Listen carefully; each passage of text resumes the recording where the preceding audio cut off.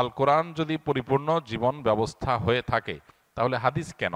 খুবই হাস্যকর একটা বিষয়, আমাদের সমাজে অনেকের মুখে এখন আজকাল এগুলো শোনা যায়। কোরআন যদি পরিপূর্ণ হয় তাহলে হাদিস কেন? কোরআন পরিপূর্ণ, কোরআন হলো মূল পাঠ, এটার ব্যাখ্যা গ্রন্থ হলো হাদিস।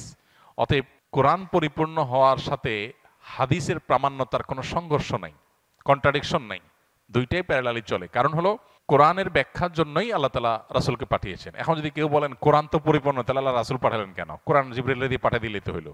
এই প্রশ্নটা যেরকম অবান্তর, কোরআন পূর্ণাঙ্গ হলে আবার হাদিস লাগে কেন, এটাও সেরকম অবান্তর। এনকারে হাদিসের ফিতনা এখন ঘরে ঘরে দাঁড়ে দাঁড়ে হয়ে গেছে হাদিস অস্বীকার করার। আমাদের সতর্ক থাকতে হবে। অনেক সময় মনে হয় ইসলাম কেন সত্য ধর্ম, অন্য ধর্ম কেন মিথ্যা, এ ধরনের চিন্তা আসলে কি করব। আমরা যখন চাষাবাদ করি শুধু ফসল হয় না, ফসলের সাথে আগাছাও হয়। ধান খেতে ধান গাছ আর আগাছা দেখতে একই রকম লাগে না? এখন কেউ যদি বলে ভাই ধান গাছগুলোকে যত্ন করে রাখেন, আগাছাগুলো কেটে রাখেন, কেন? দেখতে তো একই রকম। এই জন্য পৃথিবীতে প্রচলিত যত ধর্ম আছে দেখতে মনে হয় সব ধর্ম একরকম। আসলে একটা হলো মূল গাছ, মূল গাছের মধ্যে বহু আগাছা সৃষ্টি হয়েছে।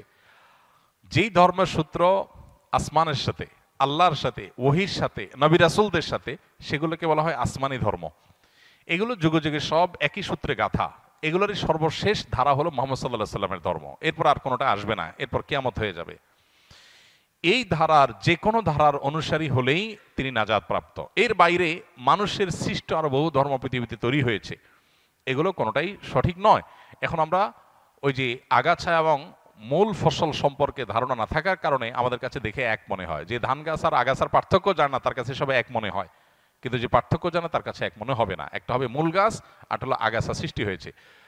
আসমানি ধর্ম এটার ধারা শুরু হয়েছে কখন? আদম আলাইহিস সালাম থেকে শুরু করে নূহ আলাইহিস সালামের সময় এটার দ্বিতীয় ধাপ শুরু হয়েছে।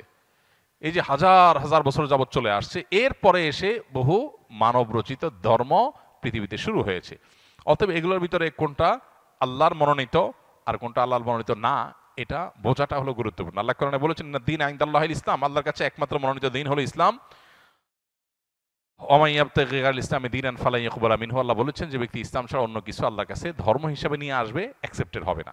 এজন্য আমাদের ইসলাম সম্পর্কে জানতে হবে এবং মানব রচিত দিন বা ধর্মগুলো সম্পর্কে আমাদের জানতে হবে, তাহলে ইনশাআল্লাহ ধোঁয়াশা দূর হবে। এবছরের হজ ব্যবস্থাপনার অনেকে প্রশংসা করেছেন।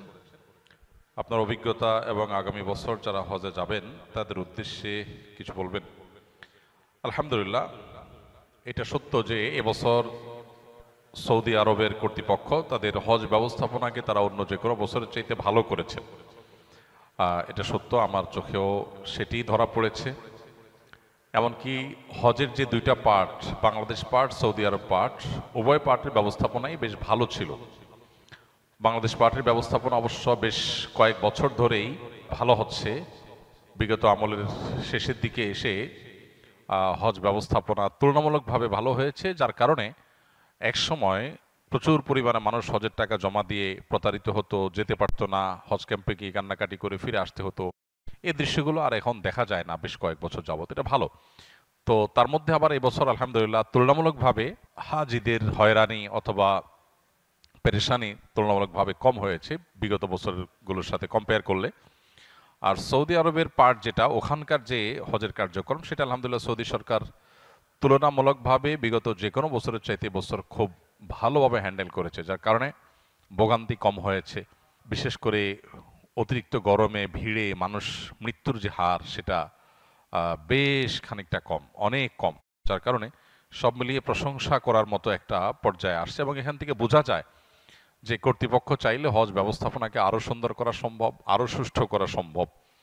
তো আমরা আশা করব সেটা তারা অব্যাহত রাখবে এবং হজ যদিও কষ্টকর একটা সফর, তারপরও এটা যেন তুলনামূলকভাবে মানুষের জন্য কম কষ্টের হয়, তুলনামূলকভাবে মানুষের জন্য যেন সহনীয় হয়, সেই জন্য তারা যথাযথ ব্যবস্থা গ্রহণ করবেন। তারা আন্তরিক হলে এবং সিরিয়াস হলে আসলে আরও অনেক ডেভেলপমেন্ট করা সম্ভব। আল্লাহ তাদেরকে সেই তৌফিক দান করুক, আমরা দোয়া করি।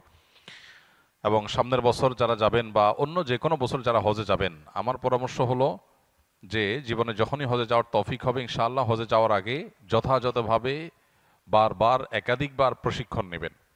যত বেশি প্রশিক্ষণ নেবেন, জানবেন, শিখবেন এবং সময় দিবেন, তত বেশি ইনশাআল্লাহ হজটা সুচারুরূপে সুষ্ঠুভাবে সুন্দরভাবে সম্পন্ন করা সম্ভব হবে। আমরা অনেকেই সরাসরি হজে চলে যাই, প্রপার ট্রেনিং বা প্রশিক্ষণ নেই না। এর ফলে যেটা হয় যে দুঃখ নিয়ে আমাদেরকে ফিরে আসতে হয়, কারণ দেখা যায় বড় বড় মেজর মেজর ভুল করে আমরা চলে আসি।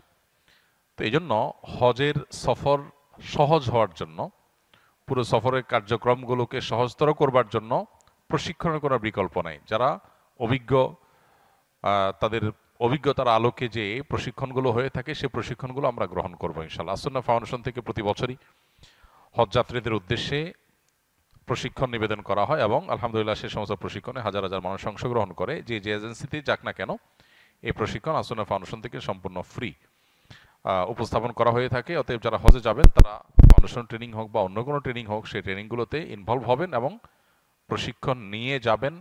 ইনশাআল্লাহ আপনার ইবাদতটাও ফলপ্রসূ হবে, সফরটাও সহজতর হবে ইনশাআল্লাহ।